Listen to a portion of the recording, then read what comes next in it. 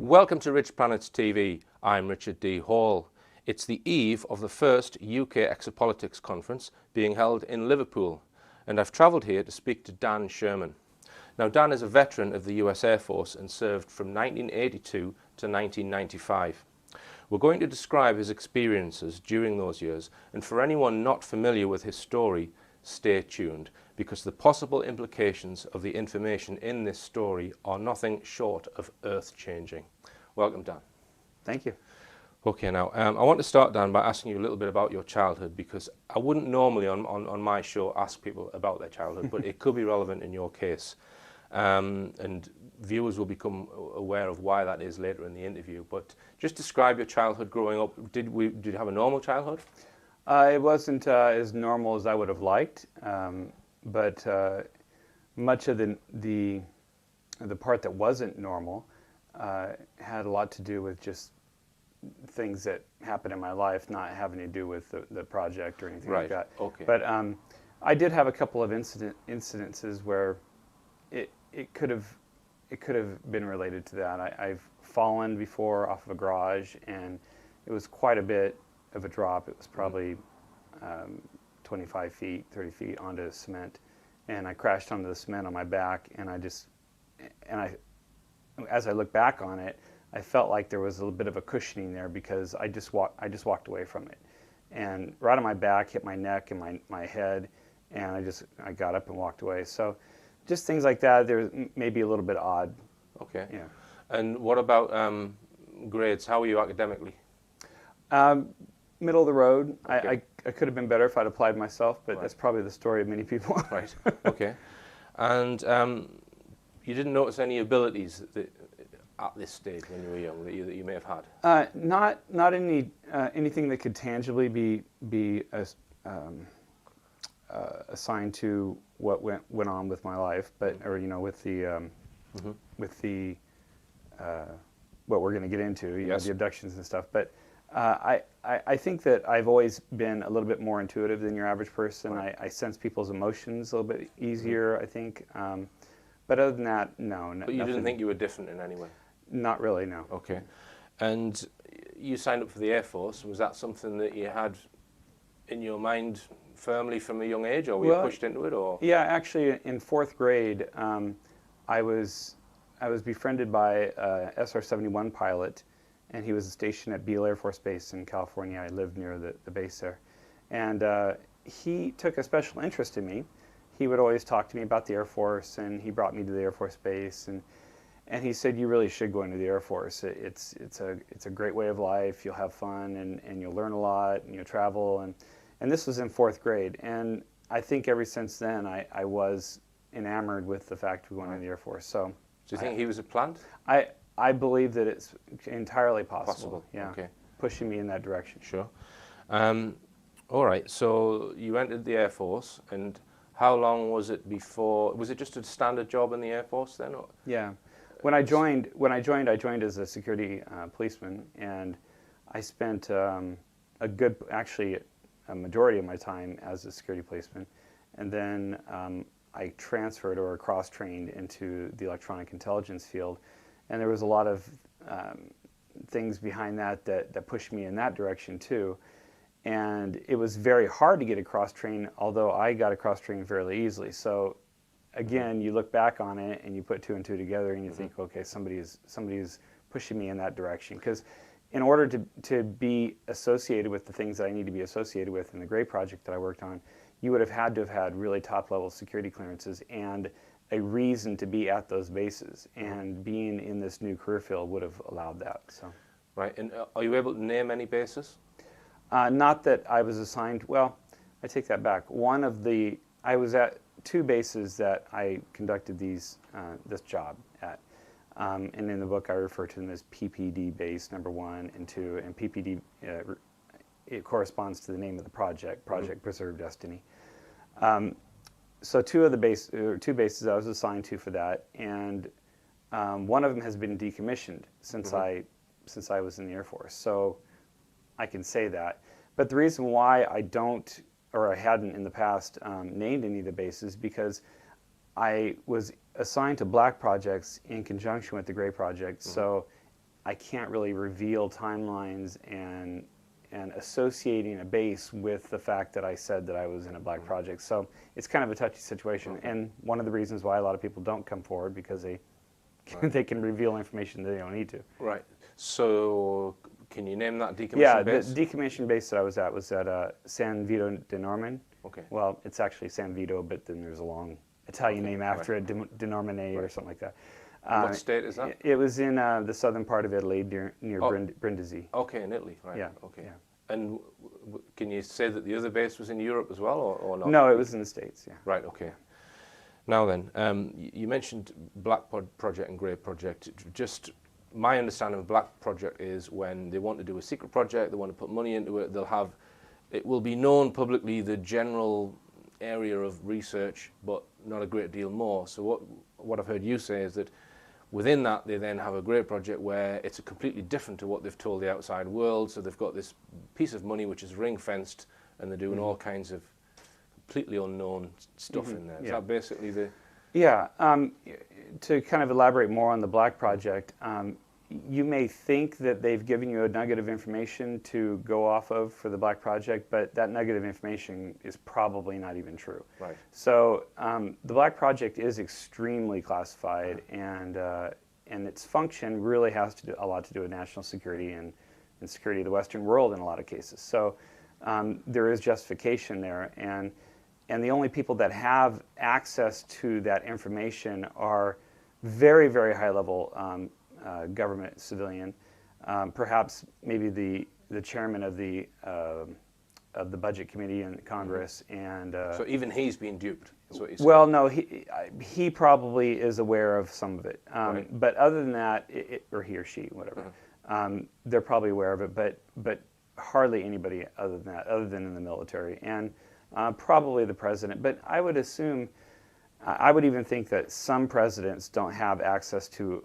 all of it because of their ideology, and so. So, what year were you allowed to give the year when you were first taken into the Grey Project? It was shortly after I did my cross train, probably in the early 90s, I would say. Right. Okay. So, just describe that experience for me. Well, I had gotten orders, paperwork to go to a school for my normal job. My normal job was ELINT, which is electromagnetic communications. It's a intelligence. You derive intelligence from radar emissions and anything that has to do with emissions, electromagnetic emissions. And so I was going to a school to further my knowledge in that area. I had already gone to my actual basic technical course for that, and I was already stationed at a base doing my job. But then I went on to another advanced course, and it's called EA 280, that was held at the National Security Agency in Fort Meade, Maryland. And so I got there, and I got a call from a captain who said he needed to meet with me. And of course, at this time, I think I was a sergeant, staff sergeant.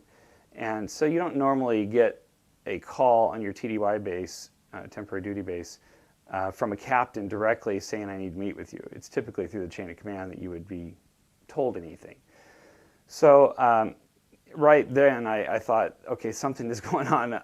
This is very odd. So I was called, and we met at the complex, the main complex of NSA, and did some stuff to get me into the building, and so we went into his office, and he told me that I was going to be there for two schools, the one that I had previously known about, and then another one, and then he proceeded to unfold this amazing piece of information to me, and told me I was very skeptical of initially. You weren't sure what was going on. Yeah, well, anybody I think would be. of course, he was very serious, and you don't typically get pranked by somebody high up that you don't know. You know, is not in your direct chain of command that you work with in your office or whatever. So it was so startling that you have to initially be skeptical. I mean, because you just don't jump headlong into something that is so amazing and so outrageous. But you know, that passed within a few minutes probably, because of course, you know, the scenario or the scene was set, and it was a very serious scene. So right.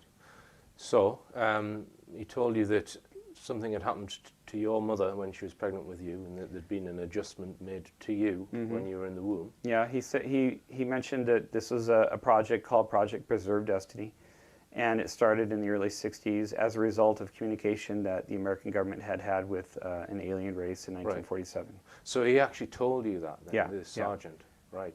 Captain. And he specifically said captain. He specifically said 1947. Yeah, and at the time I didn't.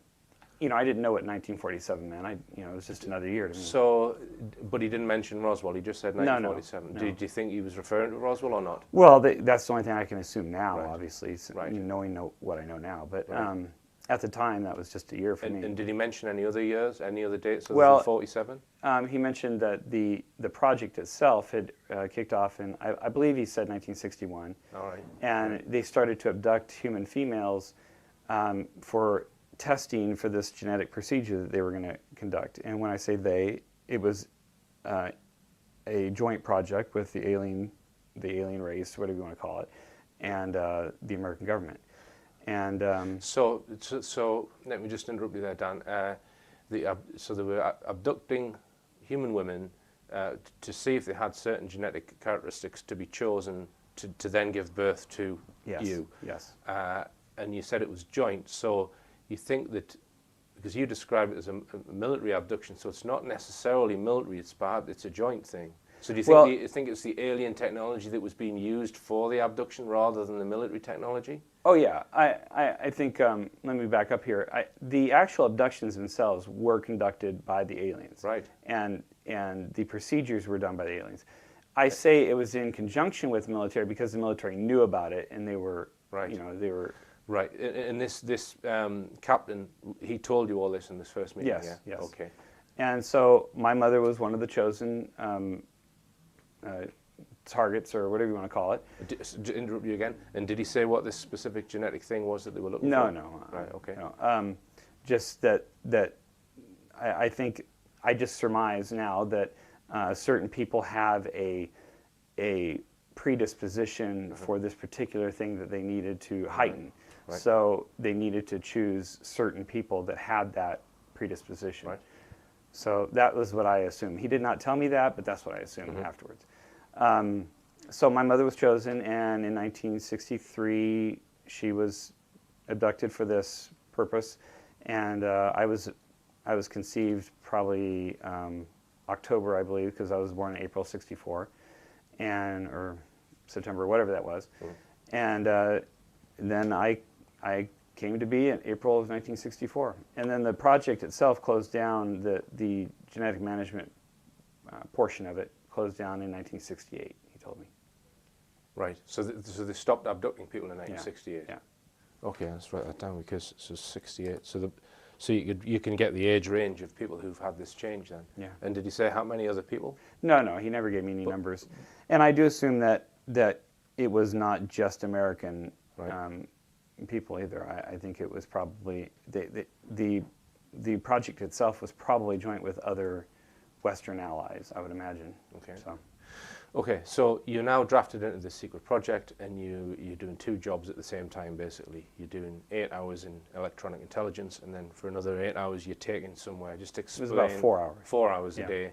So just explain that segment and the initial training that you were given first. Sure. Well, as soon as I got done with my regular school, I would come back to my hotel. I was staying at the Holiday Inn there in Linthicum, Maryland. And this van would come about 45 minutes after I got back to the hotel. This van would come by and pull up to the front. I would get in the van, and they would take me somewhere. And they would always vary the route, so I could never really figure out, where I was going based on where we're going left and right and distances. And I'd say between 10 and 20 minutes later, we'd arrive at the destination, and I would get out of the van, and it was in a garage type of a building, cement everywhere. And I would get out of the van, and I'd go up to a door, and it had a security procedure on it. It had a hand print where I'd put my hand up to the door. Did you think this was underground? I got the impression that it was, Right, okay. although I had to go in an elevator to go down to the actual classroom. So the only reason I think that is because I never really saw daylight coming through any cracks or anything. That doesn't necessarily mean it was underground, but that's what I assumed. So I would go down in the elevator, and it would open up into the classroom, and there would be 2 stations, one on the left, one on the right. And I actually went through school with another person that was doing it too, but we could never talk to one another. We were instructed never to discuss anything with anybody, obviously. And even the person that was going through it at the same time, we could never talk. So my station was on the left, and it was just, all it was there was a computer monitor, and initially, and then a mouse a little bit later for doing other things. Just a visualization, what size computer monitor? At the time, this was a long time ago, so a big monitor was 27 inches. Yeah. And 19 inches was a big monitor. Yeah. So I think it was about 27-inch monitor, right, and it so was one of the fat ones, that went back into CRT, the console. Yeah. Okay. But it was a huge one for that Well, era. it would have been, yeah. Right, all right. So then what? I would just sit down, and I got my initial. The captain met me he took me to the classroom initially, and he told me what to do and what I would do when I come in. So I just come in, I sit down, I put my headphones on, and Just to interrupt there, just a daft question. This is 91, 2, or yeah, it's in the early 90s. it's pre-Windows environments? Well, we had much more sophisticated software than the normal consumer did. So we did have a windowed environment. Unix type environment sort of thing. But it did have a UI. It had a Windows type of UI. Really? It was actually I think it was made by there's a Solaris, or there's a name Solar or something. Right. They did military programming, and we had very, very, for that time, very sophisticated. It wasn't like a ASCII, the green glowing screen. It wasn't like that. Right. We had Okay. much better screens. Anyway, so yeah, but it really didn't need a lot of UI for this, because we just needed 10 boxes and a sine wave going through each box. So there wasn't a lot of design necessary. So I would sit there, and initially I would hear a tone in my earphones, and I had an instructor that would audibly, talk to me through the headphones, and it was a human. I know there's a lot of questions about that, but it sounded like a human anyway, talking to me, and I would concentrate on this tone that they would play through the earphones, and initially it took like 4 days for the first one. So I would sit there for 4 hours listening to the same tone and trying to mentally repeat the tone. Exactly. The instruction was to don't audibilize it, but you have to mentally try to hum that tone in your mind. So if you try to do that, you can do that. It just takes a lot of concentration and a lot of boredom. And did the tone stop when you were trying to mentally hum it, or was it continuing? No, to go? it would go constantly. Right, it would go. So I could match my right. mind with it. So you had a box, and then what happened in small boxes on the screen? Well, they weren't, all right, like okay. that, yeah. Right. So there was a sine wave that went through it. It was like a 360-degree sine wave, 180 degrees below the middle line and 180 degrees above the middle line. And the goal was, and this is as it was told to me, the goal was to flatten that sine wave. All right. And of course, I had a question like, how am I going to, I don't understand what, he said, just listen to the tone and mentally hum it. Just continue to do that, and it'll go from there. So I just took the instruction at face value, and I just did that. It took about 4 days, but then finally something, and I write in the book about how it clicked, but it wasn't an audible click. It was just my way of describing what happened. It kind of just went like that, and it actually happened where the line flickered a little bit. Yeah. And so, of course, that was shocking to me because here I am manipulating something on the screen that I have no connection to. No physical connection. Yeah. Yeah. Other than the headphones, and of course, but Yeah. that there was nothing there. It was just a headphone. Can I just interrupt you there, Dan? Sure. When I heard that part, I thought, well, the computer technology is possibly NSA conventional Earth-based technology.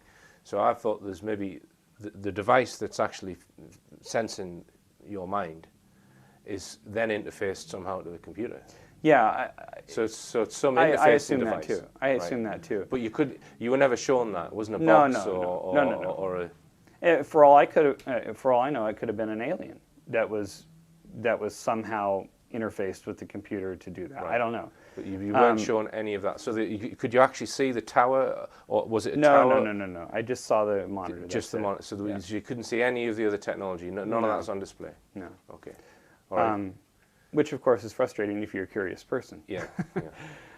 So anyway, the line flickered, and I felt the sensation that I would later come to know as a comm, or intuitive communications. Just for viewers, a comm is short for communication. Yeah, yeah, we called it comms, receiving comms. Mm-hmm. So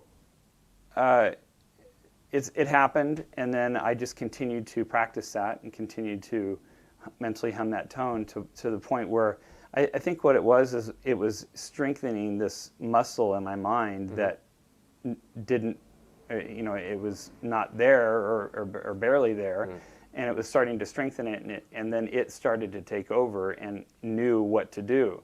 Okay. It's the only really way I can describe it, because it's not like a book learning where you learn one section and then you learn chapter 2 and then you learn chapter 3. It just started to grow on itself.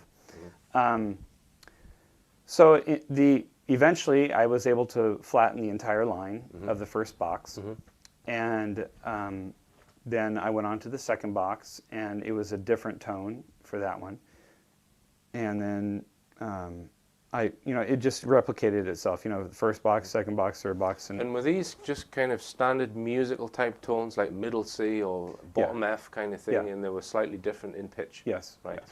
All right. Yeah. So you then could flatten the second line, and there was 10 boxes altogether. Yeah. So I had to.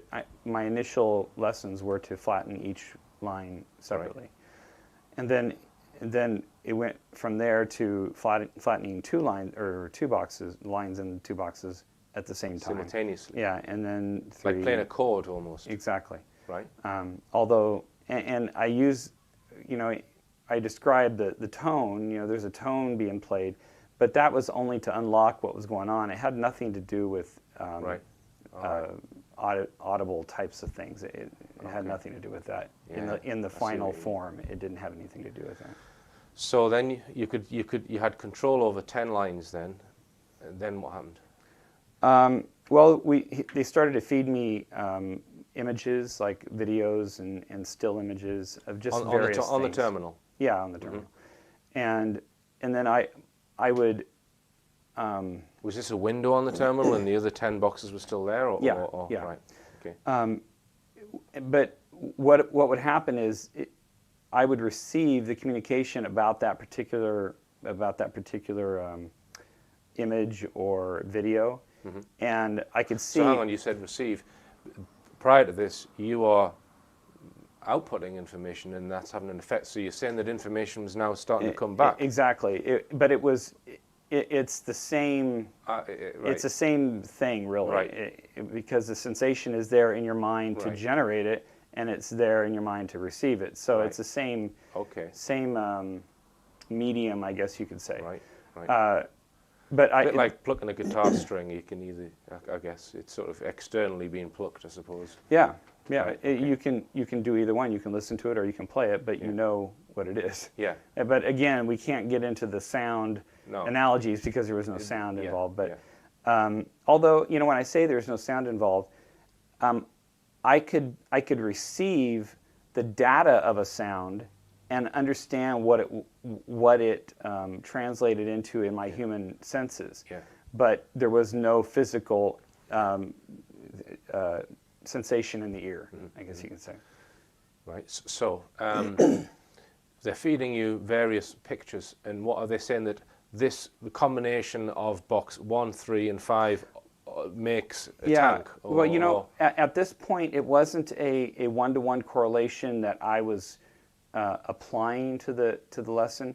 It was more of, it was just feeding me the information, and that muscle was learning on its own. Right. I could see in my peripheral vision when I was looking at the video or the picture, I could see the boxes going, you know, just doing all kinds of stuff.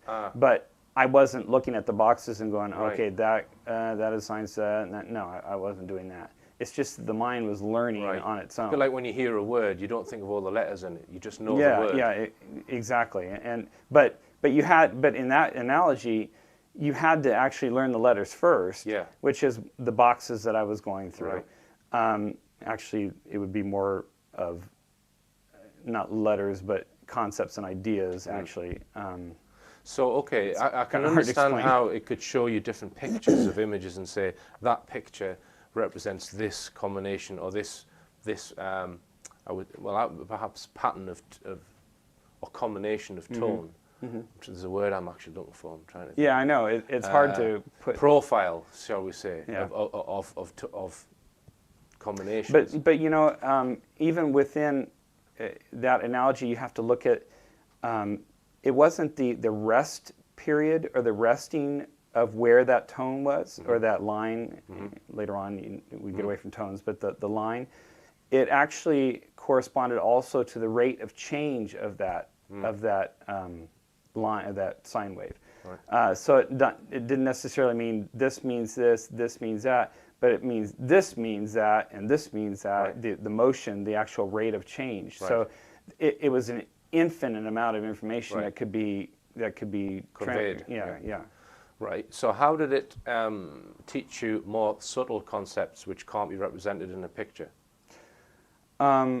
Such as happiness, or through the pictures and images, you could convey happiness and things like that. Right. Through the picture. Right.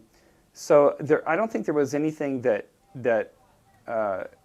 needed a specifically different input to get that learning. Right. Essentially, they had programmed it, or they had designed all the images and all the videos and all that stuff to actually unlock everything that needed to be unlocked. Right. within the context. Now, do you think that was the people who wrote the software for that, and that education software, you might call it? Do you think that was all humans doing that, or do you think it was a combination of alien and human? I really never thought of it. I would imagine that it would have to have had some alien input. I mean, and some human input, possibly. Yeah, yeah. Well, the hardware and all that stuff. I think it had to be. Right. Had to be a joint effort, I would believe. Right. All right. So, with the knowledge that at some point you were going to be used for something, because you got quite frustrated about all that, didn't you?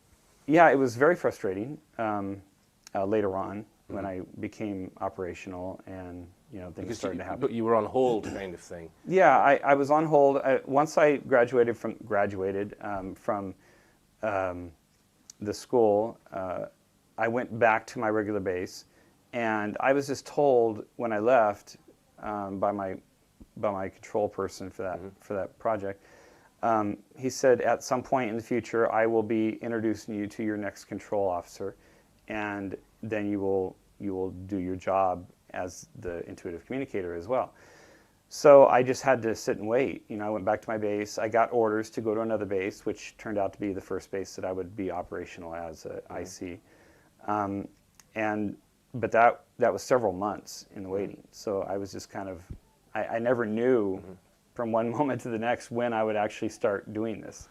And just as an aside, did you ever see any other technology around the place, like test equipment or monitoring equipment? Well, there was always equipment around my workplace that had to do with my regular job. But so nothing that I would, no, there was nothing other than the monitor, which doubled as my regular monitor for my regular job, but I would use that to open up the window to report comms.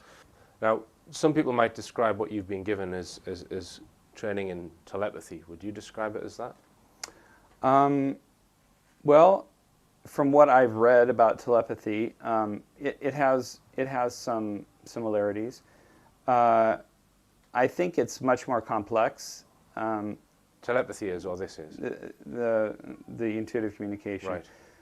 I think Do you think it's using the same muscle as you describe it? I really cannot. You don't know. I can't. It's say something that. in the brain, though. Yeah, yeah. I mean, it has to do with the brain, but it also telepathy is not necessarily something that's two-way. You know, it's just a sensing or whatever. I guess it could be two-way. You know, depending on the. Now, just to get to the technical side of things, electromagnetic communications and communication down wires travel at the speed of light. Did you get any feeling as to that this was the same? I don't think it's the same. I think that the medium or the transmission or whatever you want to call it, I don't think it actually. I think it broke the bounds of physics. Right. So, I don't think it it could be applied. interdimensional then. Yeah, I don't think it applied to physics. Yeah, because if you've got a point over here and over there in 3 dimensions, in a 4th dimension, it could be right next to each other. If it's using another dimension, which is impossible to conceive of. It gets very esoteric, obviously, but I don't believe that it was of our laws that we recognize as physics. Right. All right. Now, you mentioned that this was a grey project, and you've attached to that it has input from aliens. Why necessarily should that mean that it's alien, that it was grey project? Sure. I guess you'd have to ask the people that invented that term. Right. I don't know. When I was initially brought into the program, they referred to it as a slant mission. They referred to it as a gray. So. But they also told you that aliens were involved. Yeah, when he described the onion effect with the security classifications, he mentioned that the black projects, were at a certain level, and then gray projects, which have to do with alien technology, research and development, or communication. Any of those things, they were classified as a gray project. Right. Okay. And did they tell you at all where these aliens were from? No. None of that. No locations. Or how long they'd been here? At least 1947 then. Yeah. Okay. Well, I did during my, we'll probably talk about it a little bit, but during my communications, I did ask some questions directly, and I got the sense that they had been here for a very long time. Really? Yeah, on Earth for a very long time. But not directly communicating with? No, not necessarily. Although they could have been, right. But I didn't get the sense either way of whether they were communicating early on or not. And what do you think about theories of people such as Bob Lazar has mentioned that they have actually tinkered with our genetics in the past several times? I firmly believe that. I got that impression as well. Really? From a question that I had asked. I believe that at some point in our history they have intermingled with our DNA. Right. And I think that possibly is part of why we can even be, this project could even exist. Right. Because we have maybe a portion of their DNA. Right. Now, you said that you were enhanced genetically in the early stages in the womb. How much do you have a feel as to whether it was you were 1% and they made it to 100%, or do you have any feel as to whether there are people who wouldn't need that enhancement who just naturally might have that ability? Well, I don't think that could be this particular ability because they would not have needed to do the genetic management procedure. They would just have to have found whoever it was that had that particular heightened whatever they needed for the project. So the fact that they had to be proactive and do something leads me to believe that no, that's right. And are you aware of the Greada Treaty, this 1954 alleged meeting with President Eisenhower and some ETs? I'm aware of that. I mean, I've read about that particular event. I didn't correlate it with that name, but yeah.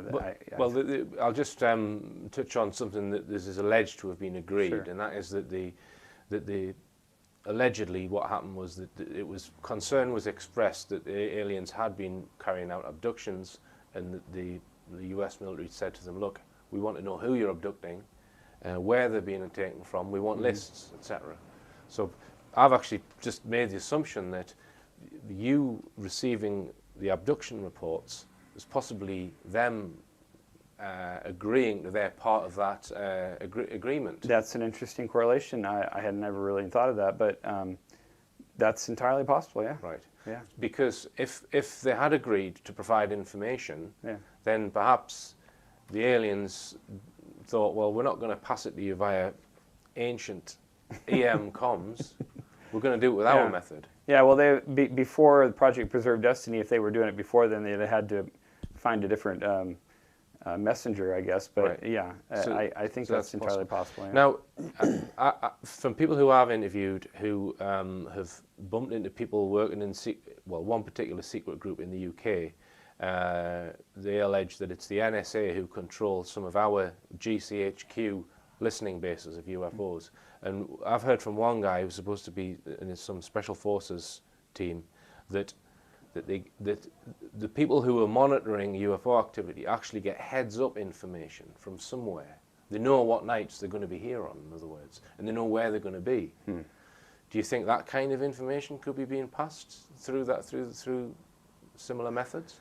Well, I believe that the information that I was getting actually was test information, not necessarily fictitious information, but stuff that it could be happening, but they selected it based on just keeping my talent alive and thriving, and you know, like a muscle, you just got to work it. Right. So I don't think the content was necessarily important content. It was just content that needed to be passed, and why not pass it through them, because they need the muscle, you know, exercising.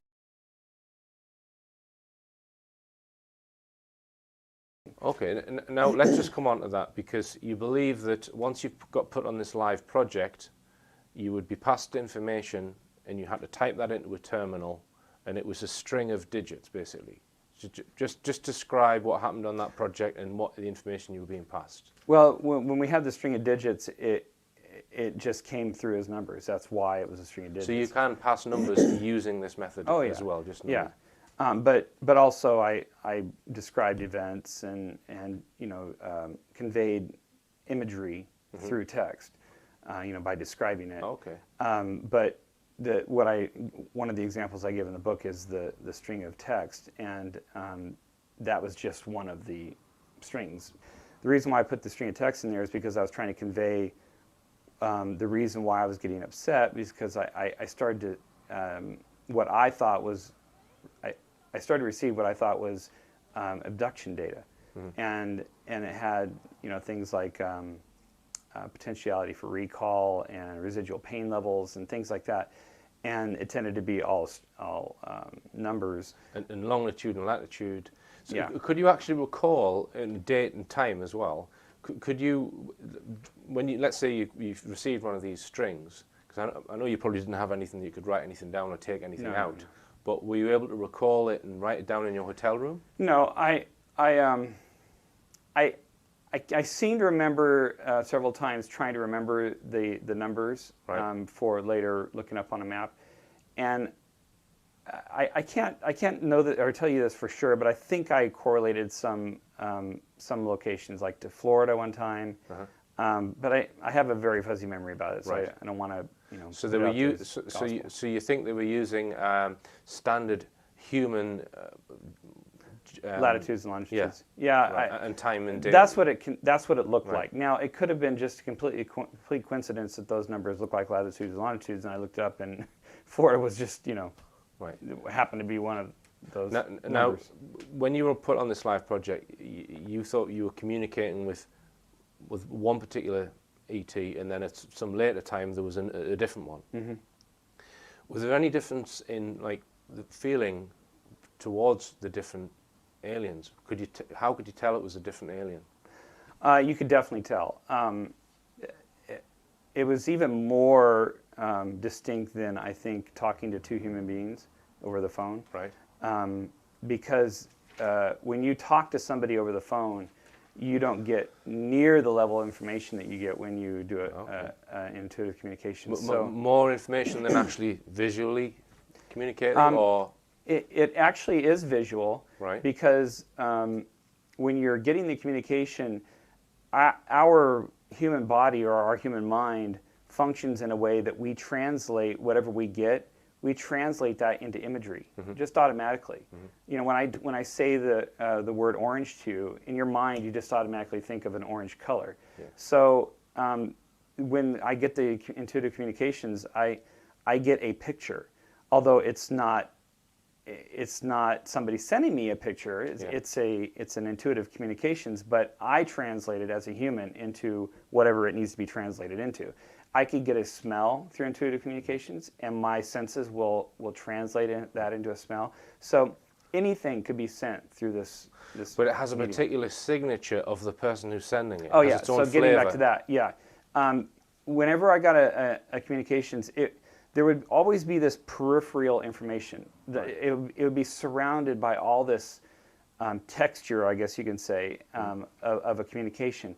And each entity, I only had communications with two entities, but each of them had a completely different texture around it. Right. And you said in your previous interview that you had no idea of what they actually looked like. That wasn't conveyed to you. No. Do you think that they deliberately withheld that because they didn't want you to know what they looked like? Because they could have described that. They could have. Yeah, they could have, I guess. And, you know, I might have asked, too. I can't really remember. But I could definitely have gotten a picture of them had they wanted me to know that, yeah. So do you actually miss communicating in that method? Is it? Well, because if you were taught to speak and suddenly you weren't able to, it would be frustrating. That's true. You know, my memory of it is such that I think it serves as a satiating, you know, for that particular need. I think my experience overall really soured me to the entire thing. Yeah. But I do miss communicating with an entity like that because of just how different it is. Right. Yeah, I think it was an interesting experience, and any interesting experience is something that you would probably want to revisit. Yeah. Right. And how did they manage to contain the comms when you were sat there in the 4-hour period that you were sat there, or what have you? Why didn't they communicate with you when you were on holiday or any other time? Actually, they communicated because you weren't aware geographically or physically where that entity was. No, It could have been elsewhere in the galaxy. Oh yeah, anywhere. And that's why I say I don't think the communications were based in physics, because I don't think they were, you know, known physics. Yeah, known physics, our physics. Yeah. You know, the stuff that we've revealed so far. Yeah. So because I think that they were not probably on the planet. I think they were somewhere else. Have you ever tried to communicate like this with another human, or read their mind, or try to train someone else on how to do it? Or I think it would literally be impossible for somebody to do that without the equipment that I was trained on. If you had another human who had been trained and they were in this room, do you think you could strike up comms? It would. I don't know. I just don't know. So if we can find another whistleblower like you, that would be a good experiment. Yes. All right. I just don't know. I don't know if it's only between human and an alien mind. I don't know. Right. Well, here's a question, Dan. We were talking about this earlier. You were communicating with a terminal, so there's some kind of intuitive link between you and a terminal. Mm-hmm. Is it possible for the two terminals to then communicate with each other? Would you imagine the technology? I think the. When I say I don't mean terminal, I mean the device that was receiving your comms. Yeah. Would it be possible so that, in other words, a person who doesn't have the ability could use that technology to Yeah, I have to say no, only because it does make sense that it would be able to be that way. But why else would they train all these people?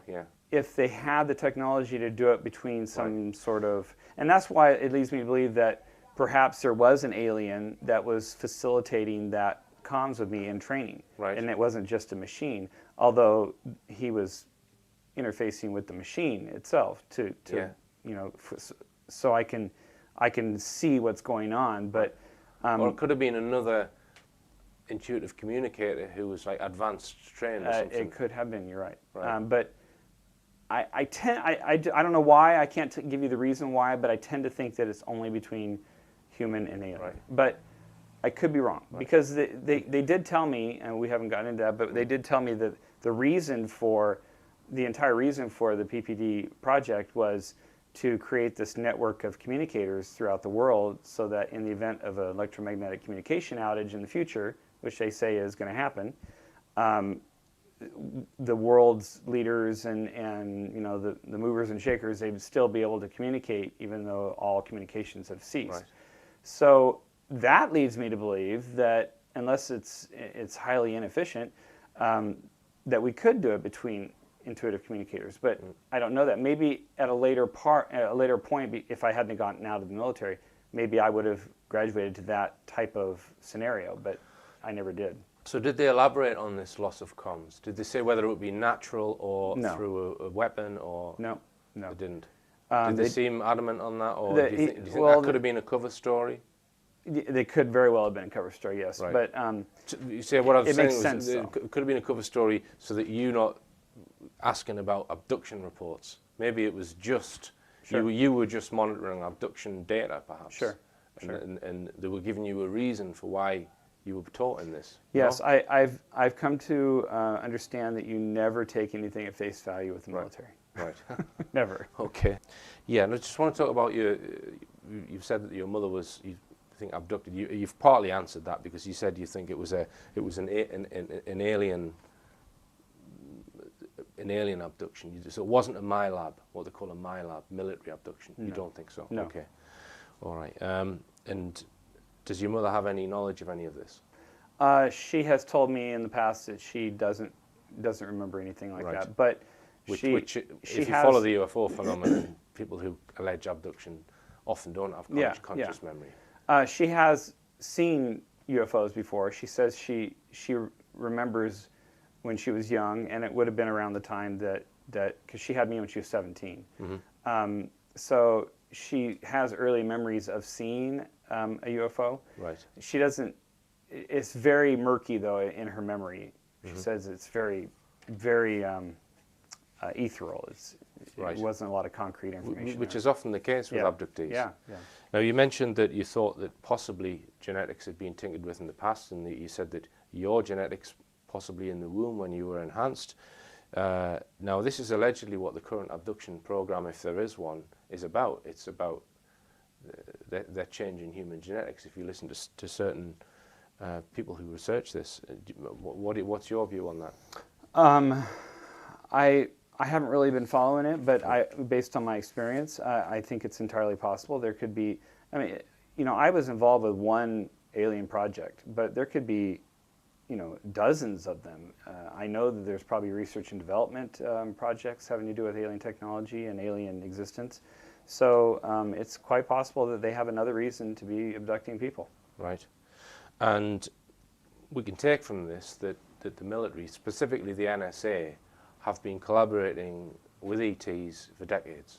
And would you imagine that that's still going on? Oh yeah, definitely. Now what's, okay, if you've got a collaboration like that, generally there's some kind of hierarchy. Someone's wearing the trousers, in other words. How do you think that pans out? I think it's a shell within a shell within a shell. You know, I think there are hierarchies within the military that the upper echelons don't even know about. And you know, the higher level people in the military, they have a lot of autonomy in what they do. And you know, they can request certain people to replace them. You know, they have input as to who replaces them. And this could all be within the context of... Right, and do you think the secret society is involved in that level as well, or not? Well, the term that we ascribe to, you know, the secret society, we always think of Knights Templar and things like that.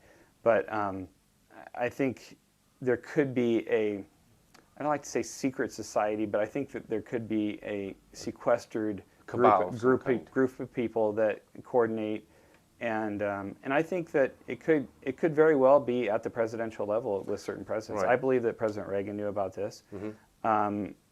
I don't believe that a lot of the Democrat presidents probably are briefed in it. Yeah, but the ones with military backgrounds generally. I think that the presidents who have a conservative ideology, I think, are probably briefed into the project. Right. Okay, so my final question for you, Dan, is why isn't this on CNN? Because to me, this is huge. This is massive. So mainstream media, have they approached you? Have you approached them? What's the situation there? Well, I've done some interviews in local papers and things like that, but you know, this is the magic question in this industry, you know, or in this space. There's not a lot of evidence that people can bring out of these places, and they do that for a reason. They set up the entire system so that it's very, very difficult to get any hard evidence of what you're doing. And without hard evidence, there's so much in this genre that is muddied by all the what the world would call crazy people, you know. And there are some crazy people in this industry, you know. So you know, there's so those people that come out with their stories and that are fantasies or are just from crazy people. Yeah. It muddies the scene so that when there is credible information, you know, people who have a credible background, who, like myself, that came out of the military, that I was in classified projects, and when they come out, it just gets covered by all this other stuff, and you just are lumped in with the crazies. So you don't think then that the NSA has influence over the mainstream media and keeps them off those subjects? Oh, I wouldn't say that they don't have any influence. I think they have great influence when they want to wield it. But again, I don't think they need to wield too much when people like me come out, because first of all, they'll research it. They want to know everything about what I know and what I can prove and all that stuff. I'm sure I've got a big old huge file in somewhere at somebody's office. But as soon as they realize that, okay, he doesn't have any evidence of anything. He hasn't said anything that's going to uncover something that we could try him on, like the revealing of black projects or things like that. So now we just leave him alone, because he'll just get meshed in with the crazies. Right. And why bring more attention to it by going after him? Yeah. If we go after him, then everybody and their grandma is going to go, oh my gosh, he's saying something that is worthwhile. Yeah. And what we say to my friend, who's he's in the RAF, the British Air Force, and he's wing commander, who possibly wouldn't believe you. What would you say to him as a fellow Air Force person? Well, I think it's for any military person, even the higher up military people, if they really think about it, there are so many different things going on in the military that they have no clue about. Right. And unless you're briefed in that situation, or you have the security classifications and the need to know and all that stuff, he knows, I know he knows, that there are so many things in the military that he does not know about, because he doesn't have the need to know and the security classifications and all that stuff, the security clearances. So I would say that it's kind of naive to think that you can say yay or nay to anything that somebody says about the military. That's just naivety. Okay. All right then, Dan. Well, thank you very much indeed for coming over to the UK. Thank you. I appreciate it. Fascinating listening. Appreciate your time. And I'm really looking forward to your talk tomorrow. So good luck with that. Thank you. Okay. Thank you.